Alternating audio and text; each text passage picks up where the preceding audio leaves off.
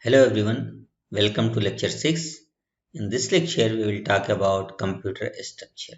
So the content in this slide has been taken from Computer Organization and Architecture book written by William Stanings. So let's start our discussion.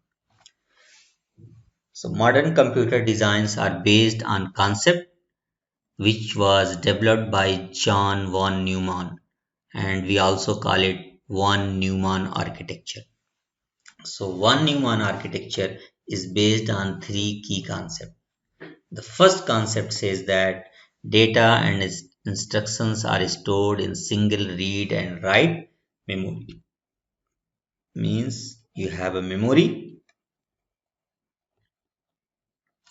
So data can be read from memory or it can be written from memory. The content of this memory are addressable by locations, means the memory gets divided into different locations, right? And these locations has addresses. So these locations has addresses. So content of this memory are addressable by locations without regard to the type of data contained there, right? Whatever the data they are storing, each it doesn't matter what type of data are stored inside the memory, but each location should have a address. Execution occurs in sequential fashion because the memory can store the instructions and these instructions needs to be executed. So how these instructions are executed? The instructions are executed in sequential fashion but with exception. What are those exceptions? Sometimes you need to, if you don't want the instruction to be executed sequentially, you have to explicitly write a program in such a way so that the instruction can skip the sequence. For example, whenever you write if statement, then with if you have certain statements or instruction, then you write else and certain statements or instructions. So depending on this condition, if this condition becomes false, then you don't go and execute the immediate instruction, but you skip some instructions and you go and execute this instruction. Same is the case whenever you call one method from another method. So the three key concepts of one Neumann architecture are the data and instructions are stored where? In memory. Correct? The memory which is storing data and instruction should be read and write memory. That generally we refer to the RAM. The content of these memory locations are addressable and the execution occurs normally in sequential fashion unless explicitly modified. So there are four main components or structural components of computer as per the von Neumann architecture. What are those components? The first component is CPU, the second one is memory, the third one is input output, the fourth one is system interconnection, that is also called system bus. So what are the purposes of these components? So the purpose of the CPU is to control the operation of the computer and perform data processing functions. So there are two main purpose of the CPU. The first purpose is to control the operation of the computer and the second purpose is to perform the data processing function. The purpose of the main memory is to store data and instructions.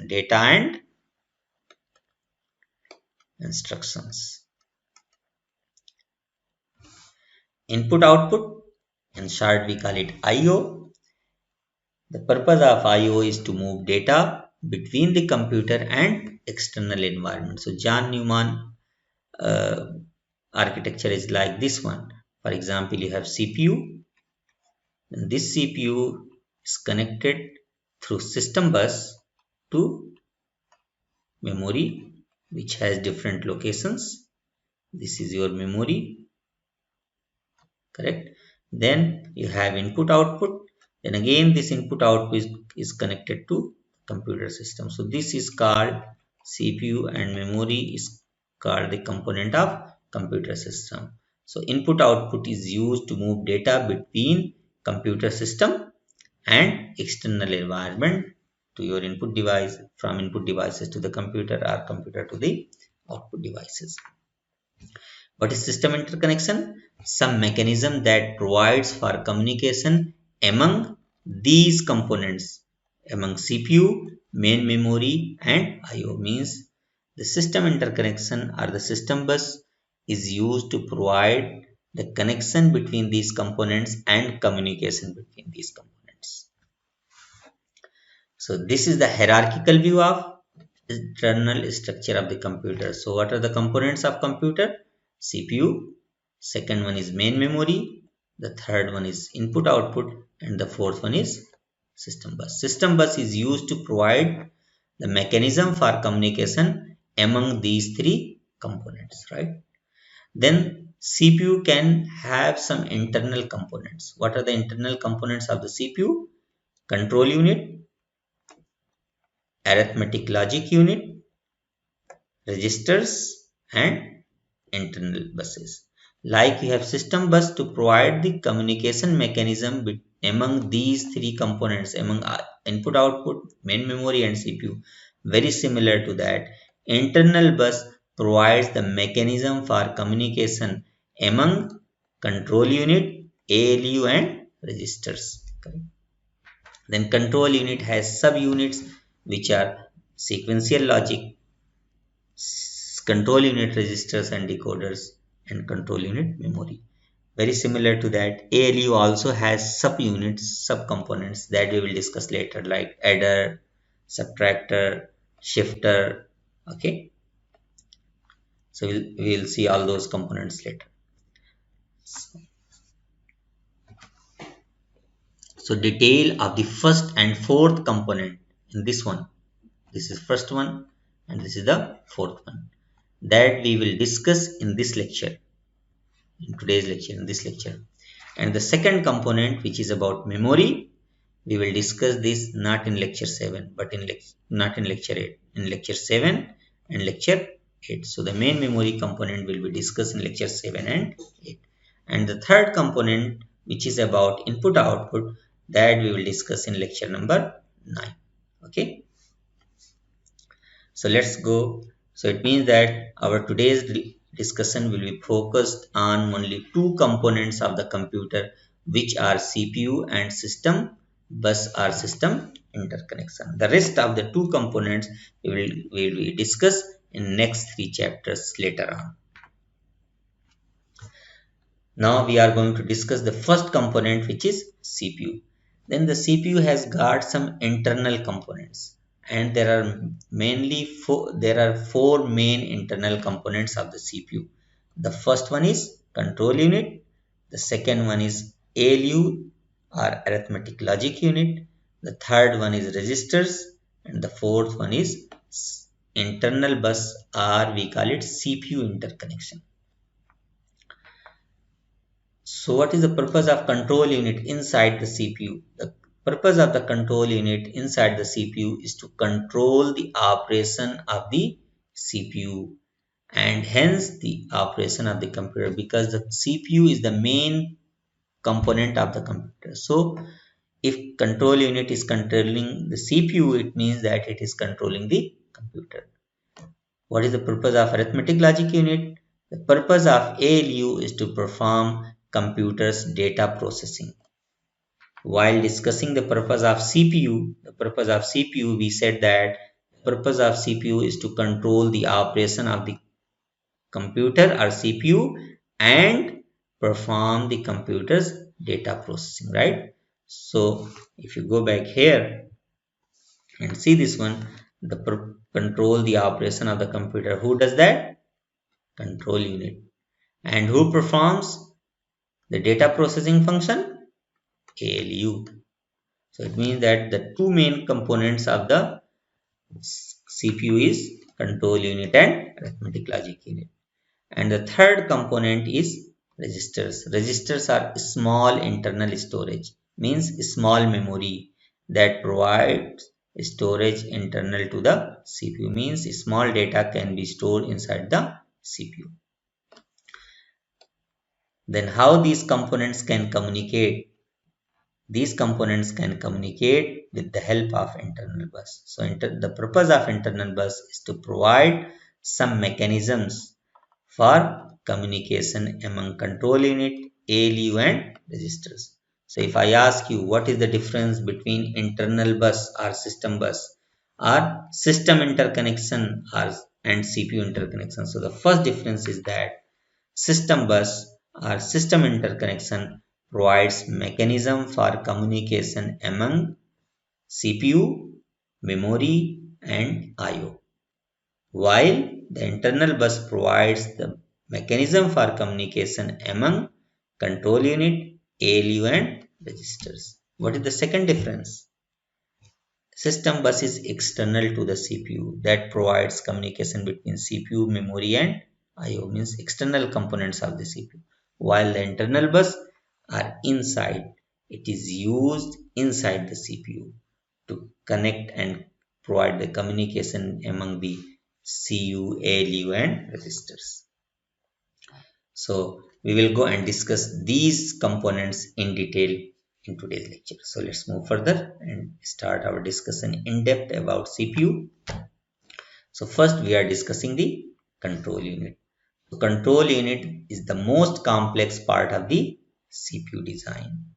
Control unit works like orchestra conductor of the computer. Orchestra conductor. What is orchestra conductor? For example, some musical event is there. So there is a person who is called the conductor of the orchestra. Or let's say that there is a theater. In theater some play is going on, right? So there is a director for that play. So everything is managed or controlled by that director about the play. Very similar to that, the control unit is orchestra conductor. It acts like orchestra conductor, means it controls all the operation of the CPU or the computer. So control unit performs two functions. What are the function? The main function of the control unit is to control the operation of the CPU and hence the computer, as we mentioned earlier also. Control the operation of the CPU and hence the computer. Control unit also generates the control signals which causes the transfer and transformation to occur. What do you mean by transfer? For example, let's say that this is CPU. In CPU we have registers, right? We say that registers are a small memory internal to the CPU. This is your main memory. This is your main memory, right? So transfer means that moving data, copying data, transferring the data from one location to another location, or transferring data from memory location to one of the registers, or transferring data from one register to another register. Correct? This is called transfer, means copy from one location to another location. But what do you mean by transformation? For example, let's say that this location contains the data value x, but after performing some operation, the value has changed to y. Means the date. This is called transformation. Means the value has changed, the data has changed, the data has been transferred. Correct? Okay. So the second function of the CPU control unit is to generate control signal which cause the transfer and transformation to occur. Right? For the transfer and transformation to occur, the control unit connect the register to the bus, control the function of the ALU, and control unit also provide the timing signal to the system. Okay. The second internal component of the CPU is the ALU, which is responsible for performing the operations, data processing operations or data processing function. So the data processing function, it can provide two types of data processing function. The first one is called arithmetic operation and logical operation. The example of arithmetic operators are addition, subtraction, multiplication and division. And the logical operation that can be performed by ALU includes comparison, logical test, bitwise and bitwise OR operation. You know what is addition subtraction. Comparison means that compare two values whether they are the same, means equal, greater than, less than. Logical test, check whether the value is 0 or not. Correct? Bitwise and perform on two data, on two values, perform bitwise and means bit by bit AND operation. Similarly, bitwise OR means that bit by bit OR operation. There are two main registers, those are used by ALU. We say that the third component of CPU is ALU. The first one is control unit, the second is ALU, and the third components are registers, right? So two main registers are used by ALU to perform its operation. What are the two? There are many registers, but the two main registers are accumulator and status flag, that is also called PSW or processor status word.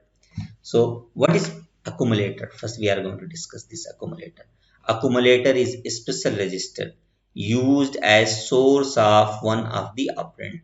Means whenever you are going to perform any arithmetic or logical operation, so arithmetical or logical operations requires operands. They requires operands. Operand means that values on which the data, the operation needs to be performed. For example, 3 plus 5. Okay. So here you are performing addition. This is arithmetic operation, but you are performing addition on 3 and 5. So 3 and 5 are called operand. Okay. So one of these operand should be, means the source of one of these operand, means where you will store one of these operands inside the accumulator. And once the operation gets performed, whatever the result you will get it. For example, in this case you will get 8, right? So the result, where the result is stored, the result gets stored inside accumulator. So which is accumulator is also the destination of the result. In short, whenever you are performing any arithmetic and logical operation, one of the operand should be inside accumulator. And once the operation gets completed, whatever the result it produces, the destination of that result is accumulator. What is PSW? A processor status word, or we also call status flags, is individual bits store information about the result of operation. For example, you perform x minus y. So result may be 0, right? So this PSW contains 8 bits. There are 8 bits into this one, and each bit represents a flag which gives a status of the result. So there is a bit which indicates that whether the result was 0 or not, whether the result was negative or not, or the result produces some carry or not, right?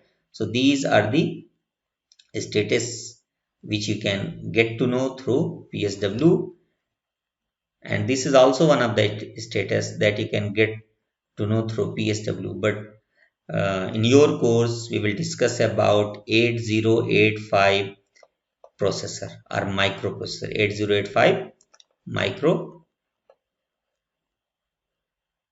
processor, correct? So these are three flags you can be found into PSW of 8085, and this one is available into the PSW of 8086. So these are the subunits of ALU. The job of ALU is to perform arithmetic and logic operation. So the subunits, we have adder, half adder, full adder, that we discuss in lecture number 3. Then we have subunits like logical test, like to check whether the number is 0 or not. We have subunits to perform logical operation, bitwise AND, bitwise OR. We have some units to perform shift, okay, shift left, shift right. Then we have subunit to perform comparison of two numbers or two operands. Then we have subunits to perform multiplication and division. So we are going to see some of these subunits in detail. So here we are going to discuss the logical test and comparison subunits of ALU. So what is the logical test? Logical test includes test for 0. How we perform test for 0?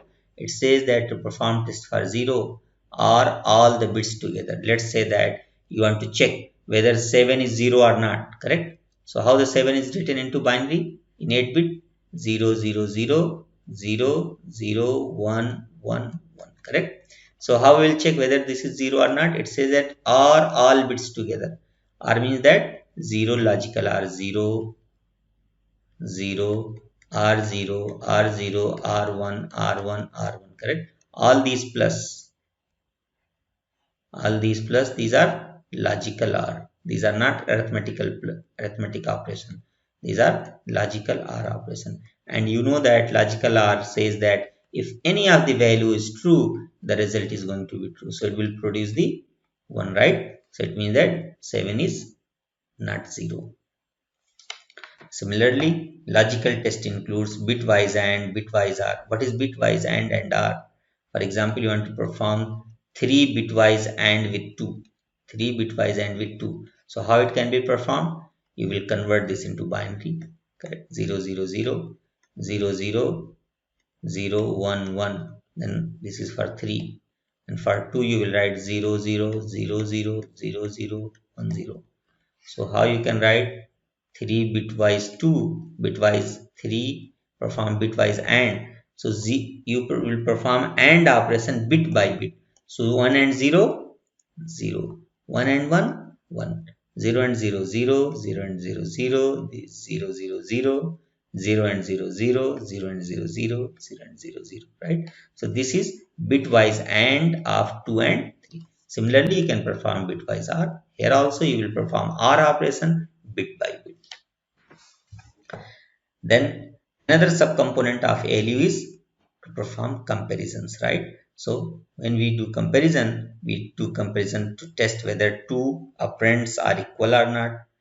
The first operand is greater than the second one, or the first operand is less than the second one. So how this comparison is performed? Comparison can be performed in 2 steps.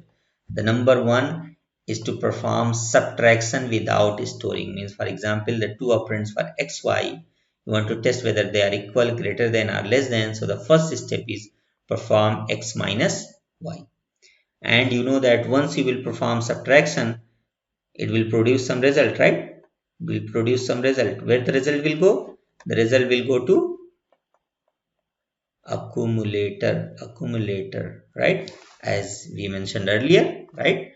Accumulator is the destination of the result, right? So once the result goes into accumulator, then step 2 starts. The value or the content of accumulator, right? And if this content of accumulator is positive, it means that x was greater than y. But if the value of the accumulator, the content of the accumulator is 0, then x is equal to y. And if the content of accumulator is negative, it means that x is less than y. Fine. Now perform let's discuss multiplication and division subunit of ALU. So whenever you perform multiplication and division, then here we are separating integer multiplication and division, floating point multiplication and division. So integer multiplication and division operations are implemented by shift and add for multiplication. If you want to perform multiplication, you perform shift and add. And if you want to do division, you perform shift and subtract. Here shift is left shift. Here you perform left shift. And here you perform right shift. Correct? What happens? Left shift always gives you a number multiplied by 2. Always gives you the number multiplied by 2. For example, let's say that you want to perform 7 multiplied by 2. So 7 multiplied by 2, how you will write 7? 0, 0, 0, 0, 0, 1, 1, 1. Correct? So here as multiplication, always you perform left shift. Left shift means that shift each bit one position left. So here, this one here, this one here, this one here, this one here, this one here, this one here, this one here, and this will be, the last one will be discarded, you will remove. And here the position which is empty, you will go and put 0. So what will happen? This one will come here, this one will come here, this one will come here, this 0 will come here, this 0 will come here, this 0 will come here, and this 0 will come here, this 0 will be discarded, right? Then here the position which is empty, you go and write 0 over there. So if you go and convert this number after performing left shift, what is the decimal equivalent to this one? 14. It means that this is the multiplication, means multiplication of 2 of original number. So whenever you perform left shift, the number gets multiplied by 2. Let's go and do right shift. Let's say that for 8 divided by 2, correct? So how you do, for how you write 8? 0 0 0 0 1 0 0 0, correct? Again, in case of right shift, shift each bit to the right position and the last bit will be discarded, and whatever the empty position you will get it, you will write 0. So here this 0 will come here, this 0 will come here, this 0 will come here, this 0 will come here, this 1 will come here, this 0 will come here, this 0 will come here, and this 0 will be discarded, right? Then here the position that is left here you will fill with 0. Now if you go and convert this one into decimal, you will get 4, right? So you see this was 8 and you got 4. So whenever you perform right shift, you get the number divided by 2, right? So that's what here it says, that integer multiplication and division operations are implemented by shift and add, while the shift and add we use for multiplication, and for division shift and subtract is used. For floating point operations, they are implemented in software in earlier computer, but these days in modern computer systems there are special hardware available for floating point operations, and these special hardwares which performs the floating point operation are called coprocessor. Then we are discussing the third component inside the CPU. We discuss control unit. Now we are discussing control unit, ALU, and the third one we are discussing the register. So what are the registers? Registers are small storage. Small size storage means small memory. So, but these memories are very fast. They are the fastest memory. So the size of these registers, these small units, can range from 8 bits to 64 bytes, means from 1 byte and larger. Registers provide storage internal to the CPU, means registers are inside the CPU. What the register can store? Register can store data, instructions, or other items. Like main memory can store data and instruction, very similar to that. Register can also store data and instruction, but the amount is less in register compared to main memory. In your course, we will take the model processor as 8085 processor, means all the examples that we will discuss are the assembly language program that you will be writing while discussing the lecture 10 and 11. We will use 8085 microprocessor, right? So 8085 microprocessor has two types of register. The first one is called special purpose registers and the second one is called general purpose register.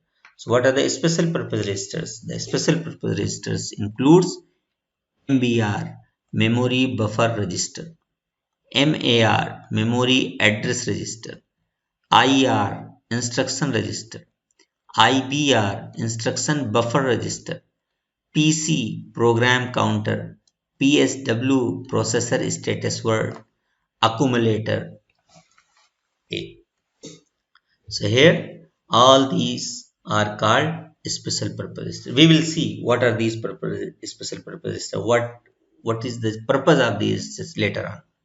Then general purpose registers includes register B, register C, register D, register E, register H, and register. So let's go and see what is MBR, what is MAR, what is IR, what is IBR. Sir, what is MBR? Memory buffer register. It contains a word. What is a word? We discussed in lecture 1. Main memory gets divided into different locations. Each location has address and these locations can store data or instruction. So the amount of data that can be stored into a location is called a word. Correct? So one location means one word. Similarly, if we have MBR, how much it can store? It can contain a word, means the size of MBR is exactly equivalent to the size of the location in main memory. Okay, so here it can contain a word to be stored in memory or sent to input output, means whatever is there, this data, it should be able, you can store a data here that can be stored into memory, or it can go to input output unit, right? Or means, this means the data will go from here to memory or to IO whenever you want to write, right? But if you want to read, or it is used to receive a word from memory or from the IO, means whatever the data is in memory, it can come to MBR, or from IO it can come to MBR, right? That's why draw conclusion. It will come to you, you will come to know later on in this lecture. That's why the size of MBR and the memory location should be the same.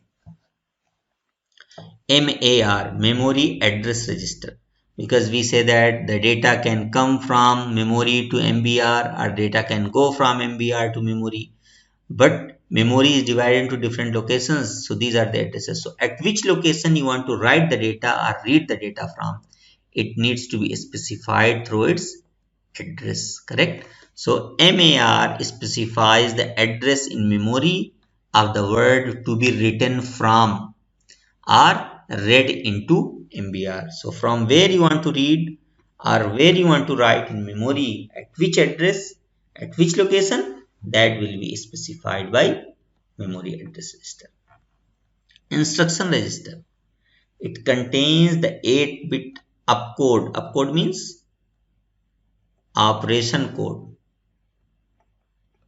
Operation code.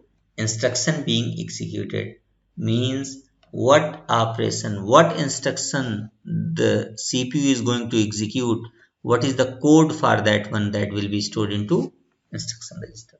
Program counter. This is another type of register that contains the address of the next instruction that will be fetched from memory to be executed. Understand? Instruction registers contains the operation code that is being executed, means the instruction which is being executed right now, that is stored into IR. But the program counter contains the address of the next instruction that will be fetched and executed, okay, from memory. Accumulator we have talked about earlier. This is the source of one of the operand for arithmetic and logic operation, and this is the destination for the result, right? So it employed to temporarily hold operands. Operand means the values on which the operation will be performed and the result of the ALU operations.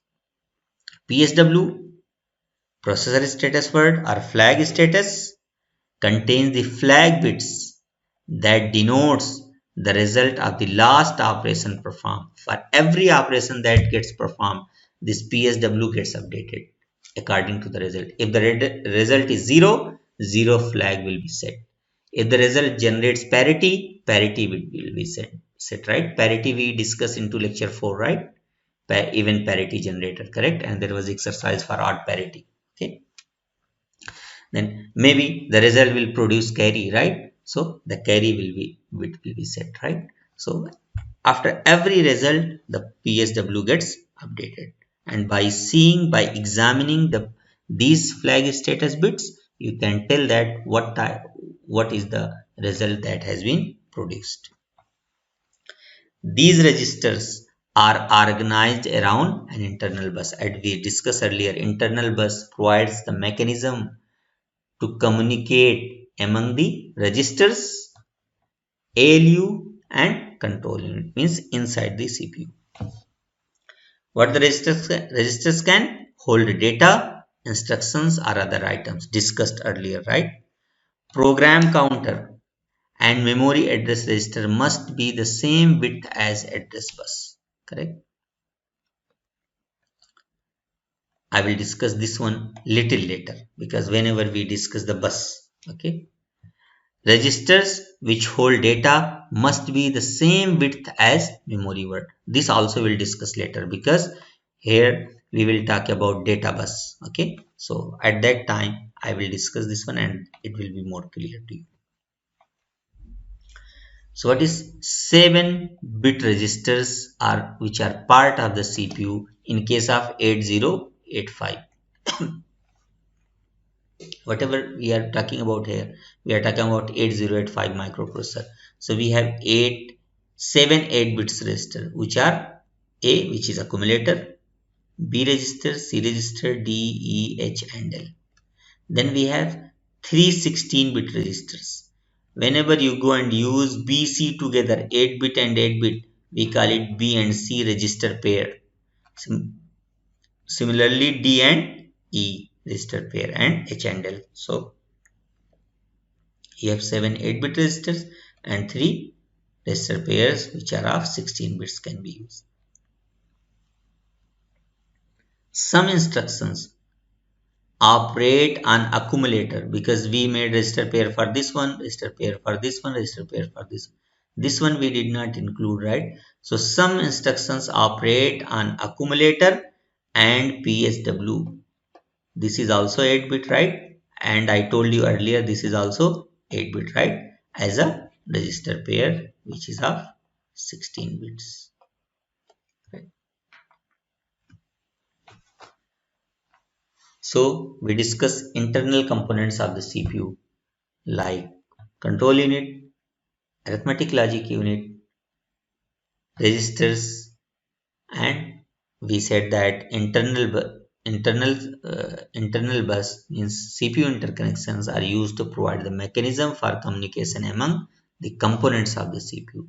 So it was all about CPU. Now we are going to discuss about the system interconnection or the system bus which provides the mechanism of communication among the components of computer which are main memory, CPU and input output. So the system bus or system interconnection communicate between the main parts of the computer which are the CPU, memory and IO. Only one transmitter and one receiver at a time means from these components only one component will be sending or receiving at a time, not two at the same time. The system bus, there are three types of system bus: address bus, data bus and control bus, right? 2 points earlier I said that we will discuss later, so now we will discuss here. So the system bus, it contains address bus, data bus and control bus. Register which holds addresses. What are the registers are holding the addresses? Program counter and memory address register. They must be with the same width, means the size of these registers should be the same as the size of your address bus lines. Why? See this diagram. You see this is MAR. Program counter content goes to MAR. So right, so this size should be the same. If they are different, then maybe if it is larger, it cannot be accommodated here, right? So these two should be the same. Now you see the MAR is connected to address bus only, right? So whatever the content is there, it has to be put on the address bus, right? So that's why this MAR size should be the same as the size of your address bus. Now next one. Registers which hold data. Which registers hold data? Such as MBR and IR. Memory buffer register and IR must be the same width, means the same size as your data bus and memory words, right? Memory gets divided into different locations. Each location we call it one word, right? So here you see MBR is coming to IR. So for sure these should be the same, right? If you see the database content is coming to MBR, or if you are writing, it will be data will go from MBR to data bus. So that's why they should be the same. Now from data bus, the data is coming from memory. Data will go from data bus to memory or memory to data bus. So that's why the location, this location size, which is a word, should be the same as data bus, and it should be the same as MBR and IR, right? Right.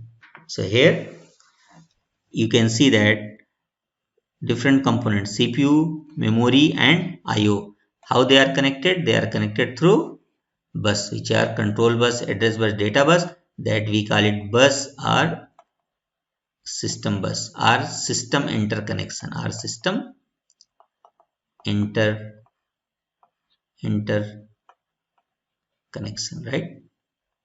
So here you see CPU, it is connected to memory through this system bus. But inside connection, inside the CPU, MBR, IR, control unit, PC to MAR, these connections, these buses, these are called internal bus or CPU interconnection. So now we are going to discuss about these buses in detail. So data bus, what is the job or the function of the data bus? The data bus provides a path for moving data among system parts. What are the system parts? Memory, CPU and input output. It may consist of 8 bits, 16 bits, 32 bits, 64 bits, 128 bits or lines, correct? In 8085, what is the size of data bus? How many lines or bits are there in 8085? 8 bit, okay? So the number of lines or bits are referred to as width of the data bus, right? So or a size of a word. So the one word in 8085 microprocessor is 1 byte or 8 bits. So the number of lines determines how many bits can be transferred at a time, correct? So if your data bus contains only 8 lines, then how many bits can be transferred at a time between CPU and memory? 8 bits only at a time.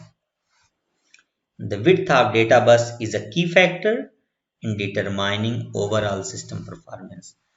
If the number of lines are more, you can transfer more data between the components of the computer. But if the number of lines or the bits into data bus are less, then you can transfer less number of bits among the components of CPU, right? So here the performance of the system depends on the number of or the size of the data bus, correct? So if the size is large, the performance will be better. Address bus. What is the purpose of address bus? The purpose of address bus is to designate the source or destination of the data on the bus. Source means if you want to read data from memory to CPU, then the data, the content of the address bus will specify the location from where the data will come from memory to CPU. If you want to write, then this address, this content will specify the location that will be written with the content of your buffer register. So if the processor wishes to read a word of data from memory, it puts the address of the desired word on the address line, right? The width of the address bus determine the maximum possible memory capacity of the system. What is the address bus size in a 8085? 16 bits, right? So these are locations in the memory, correct?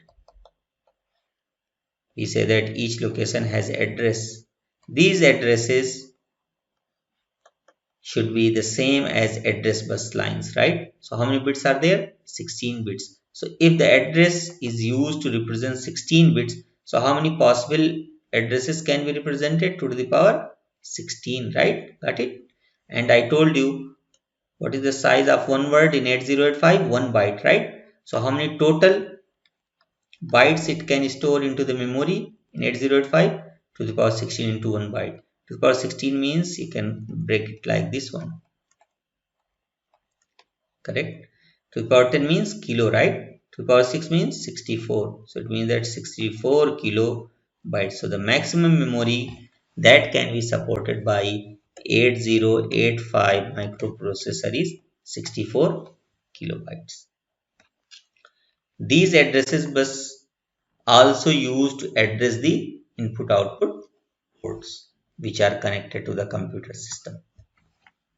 The last control bus, which is part of system bus or system interconnection, is control bus, that is used to control the access and use of data and address buses. Like control bus will tell that whether the data will be read, it will carry the signal. The control bus will carry the signal from control unit either to write the data into memory or the read data from memory. Okay,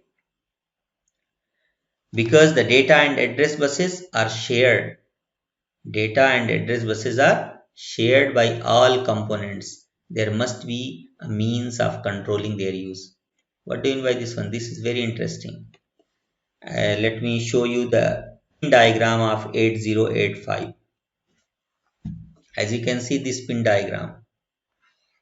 Okay. These are your pin number from pin number 12 to 19. 8 bits. You can see 12 to 19, that is AD0 to AD7, correct? How many pins? 8 pins means 8 bits are there, right? This is your used to connect your data bus, understand? Then these AD0 to AD7 are from 12 to 19, plus you see this one A8 to A15. Of course it should be on right side, but I wrote it here. Means the pin number 21 to 28. So 8 bits and 8 bits, total 16 bits. These are your address bus. They represent your address bus. Understand? So as you can see that address bus, some of the lines of address bus are representing your data bus, or in other words, data bus is a part of your address bus. Understand? Clear? And these are read write. Read write means these are part of your control bus. These are part of your control bus. So as you can see here, because control signal transmit both command and timing information among system parts. So this timing signal, timing information will indicate that the validity of data and address information, because the address and data lines are shared. So whether those lines are carrying the data or address, who will tell that? Timing signal. Timing signal will tell that. Okay, at this moment these lines are carrying like AD0 to AD7, AD0 to AD7, whether it is carrying the data or signal. And the command specify the operation to be performed. What operation? Whether read operation or write operation in the control bus.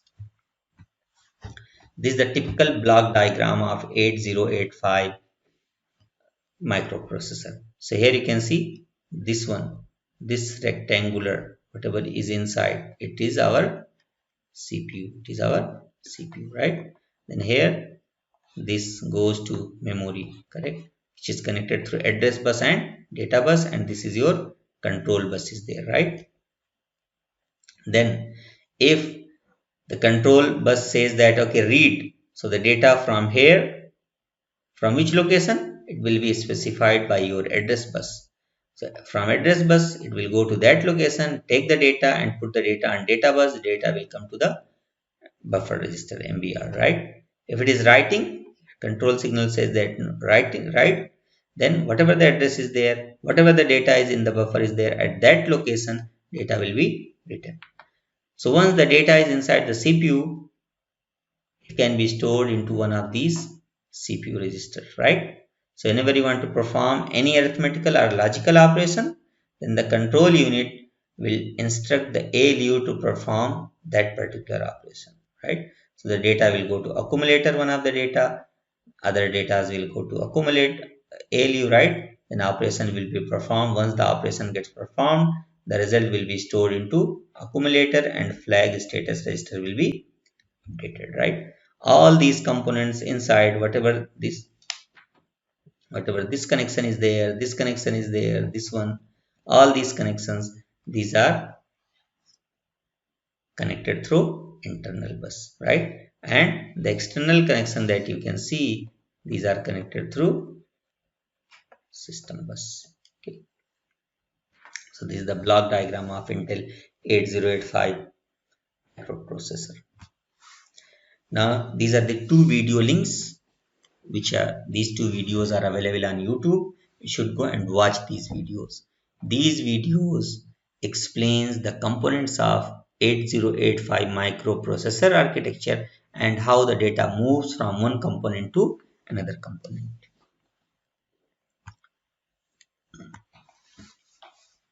Now we are going to discuss how the operation gets performed inside a computer.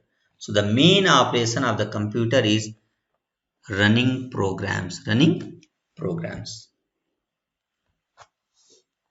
So what is a program? You have written program, right? Earlier in programming 1 or programming 2, in Java programming language, or maybe some other programming languages. So the programs are basically set of instructions.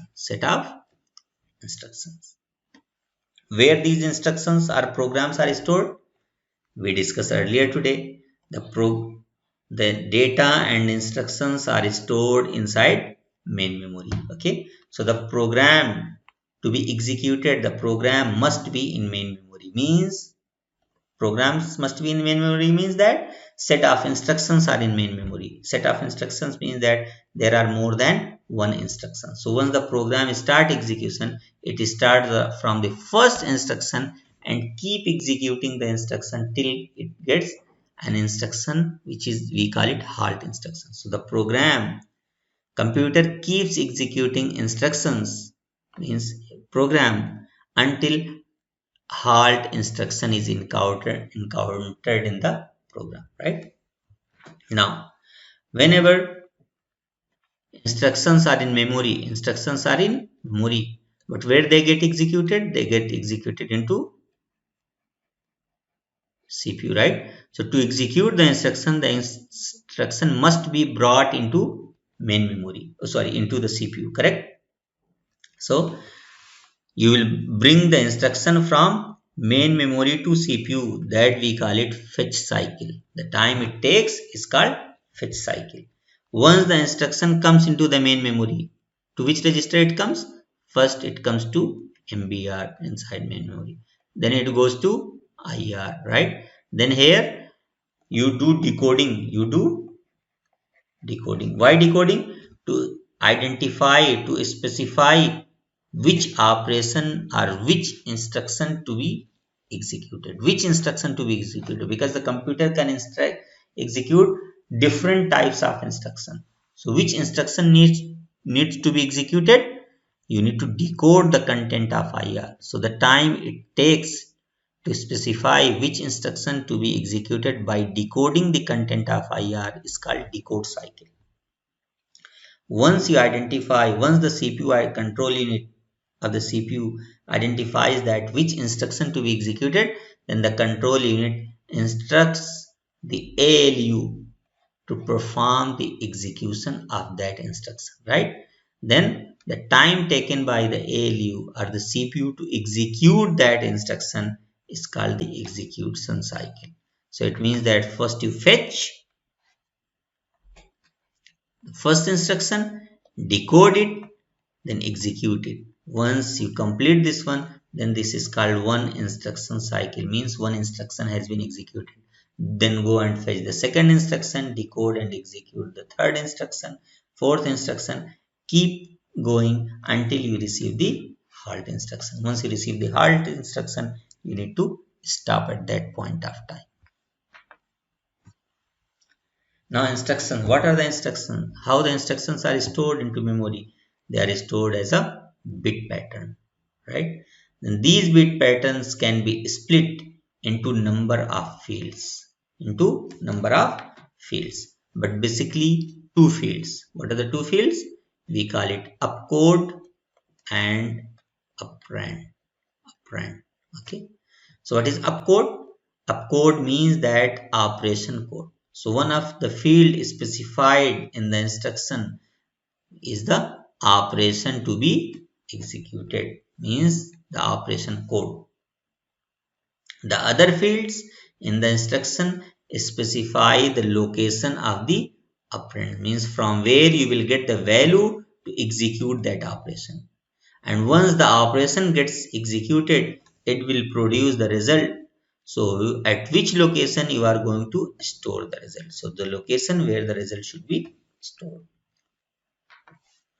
So the number and type of operand field depends on the instruction. For example, let's say that you want to test a number whether it is 0 or not, right? Number is 0 or not, correct?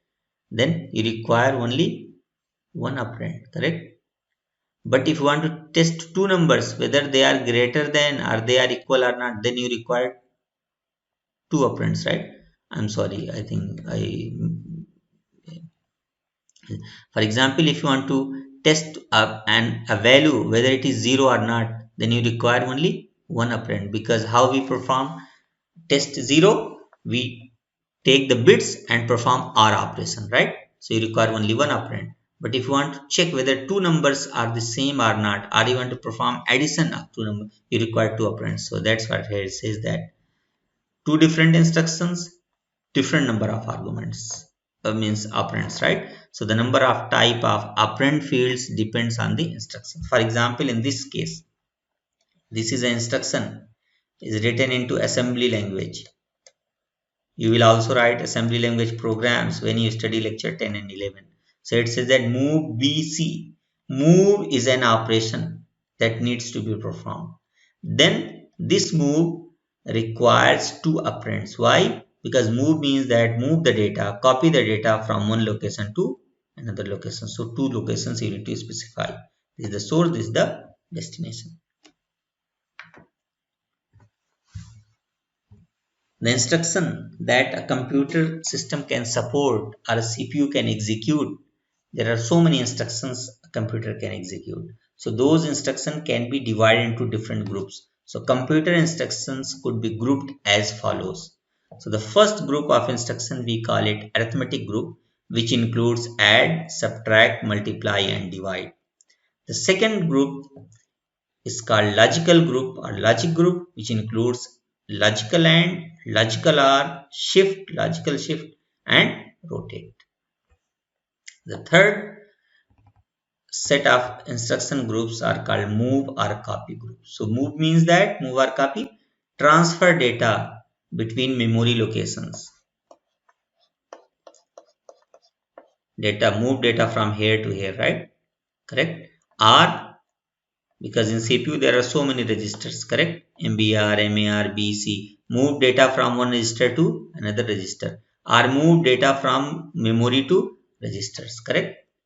Or transfer data between memory locations and IO, correct? So here, because this is called part of computer system, IO is outside computer system. So move data between memory locations and input output devices. Another set of instruction group we call it transfer of control group.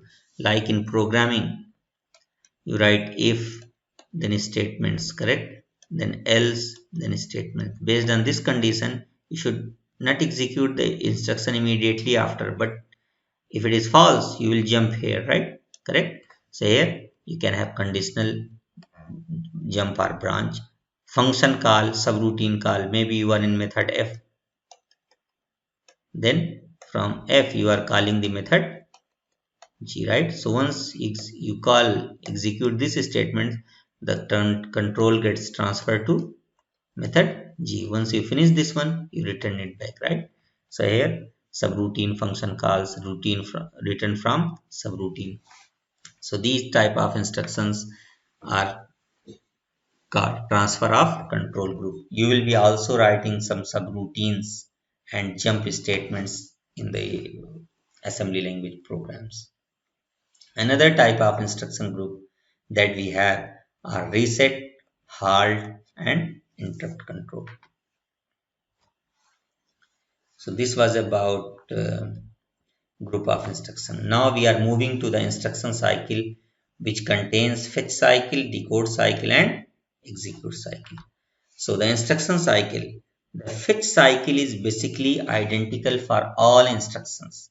As I told you earlier, fetch means that bring the instruction from main memory to CPU. So it doesn't matter what is there because it is one word, right? So you are going to bring, doesn't matter what is the type of instruction, whether it is add, move, or whatever, it will take the same time for all the instruction to bring it from main memory to CPU, right? So that's why it says that the fetch cycle is basically identical or the same for all instructions. The execution cycle depends on the instruction, because we have seen execution cycle means what instruction you want to execute, it depends how many arguments you require, correct? So the instruction cycle is always different for different instruction. Any necessary internal steps are controlled by control unit of the CPU. So what is fetch cycle? Fetch cycle, as we discussed earlier, fetch cycle means that the transfer the instruction from main memory to the instruction register, which is located inside the CPU. Instruction register is inside CPU. So the transfer of data means the instruction from main memory to the instruction register of CPU is called the fetch cycle. The fetch cycle is basically same or identical for all the instruction. So let me explain the fetch cycle to you here in this diagram. Okay. So what is fetch cycle? Fetch cycle starts from here because the program counter contains the address of next instruction to be executed. So the first step is that transfer the content of program counter to MAR. Then the second step is that put that MAR content to address bus. And the third step is that control unit will enable the read or write signal, correct? Depending on the read or write signal, for example, it is the read signal. Then from that address of the memory location, data will be put. This is step 4 on the data bus. Then from the data bus, the data will come to MBR. Then from MBR, the data will go to IR. Then it will be decoded and program counter will be incremented by 1 for the next instruction to be fetched, right? So whatever I said it here, the same thing has been mentioned over here, right? First step is to load the content of program counter into memory address register, means program counter to MAR. Then connect the MAR to address bus, MAR to address bus, correct? Then instruct the memory. Who will instruct? Control unit will instruct the memory to perform a read or write operation, correct? Read or write operation, because it is talking about fetch. So if fetch is always from memory to CPU, so it should be read operation. Read operation which results in data being placed on the data bus. So once the data is on the data bus is connected to MBR. So store the value on the data bus into memory buffer register. Then transfer the value, means the content of MBR, into instruction register, and then it will get decoded, correct? Means then decoding is called the decode cycle, right? That we will discuss later.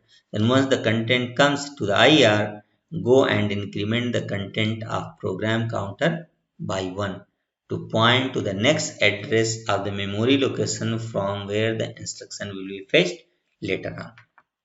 So once the fetch is over, okay, how you can write these steps into register transfer notation? First we said transfer the content of PCR to MAR. So we are writing PC to MAR. So the arrow is pointing. It means that the content of PC program counter is going to memory address register.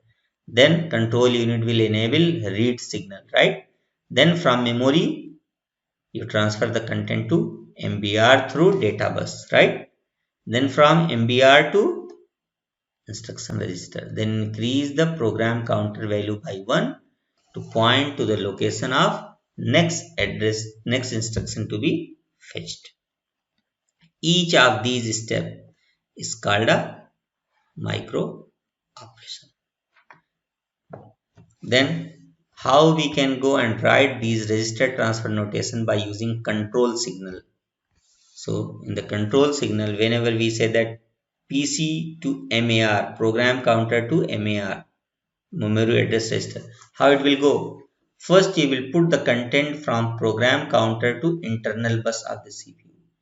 Then from that internal bus, it will go to the MAR. Then MAR will load the content. It means that it will take the content from internal bus and store inside it.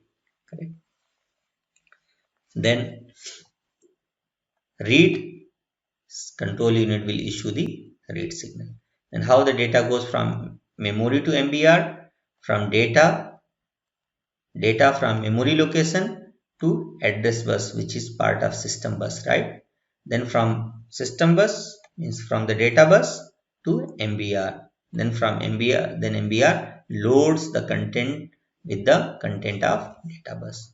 Then from MBR to IR means memory buffer register to instruction register. From MBR to internal bus, then from internal bus to IR, then IR loads the content.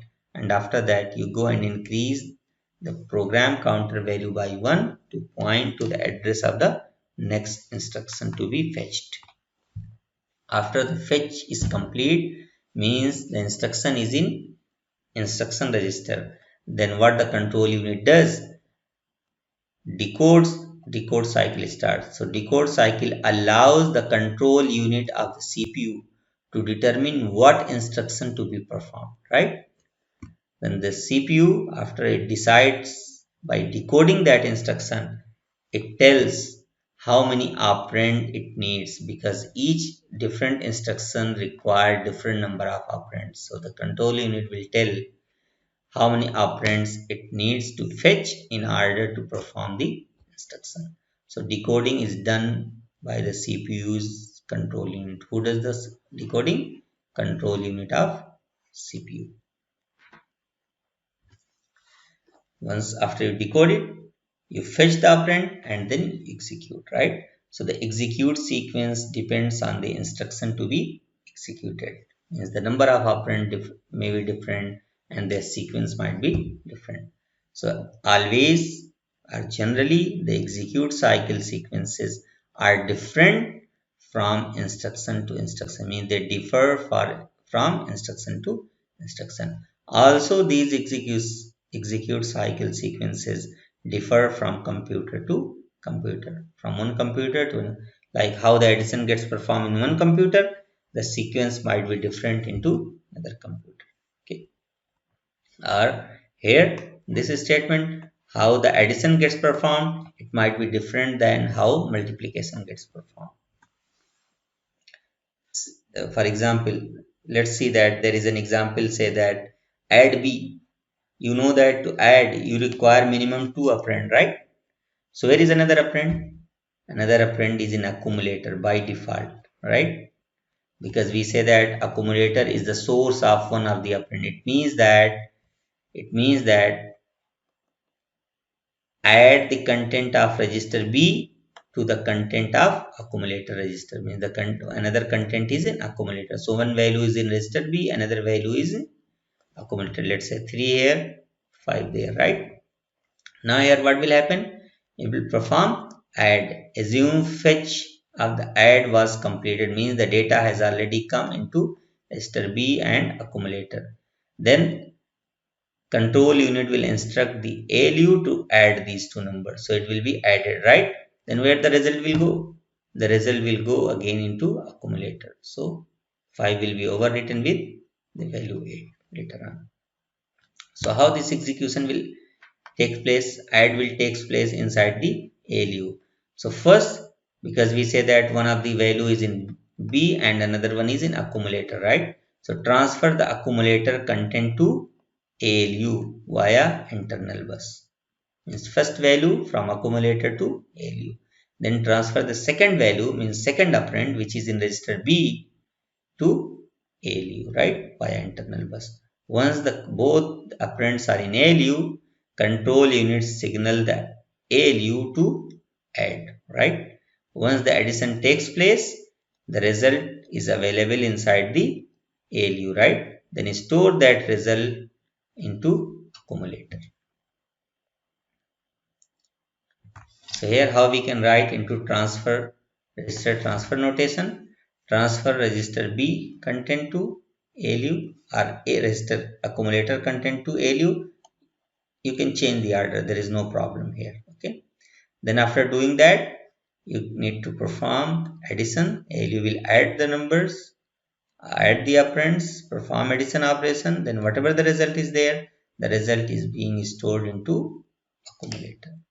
Then how we can write this register transfer notation with control signals?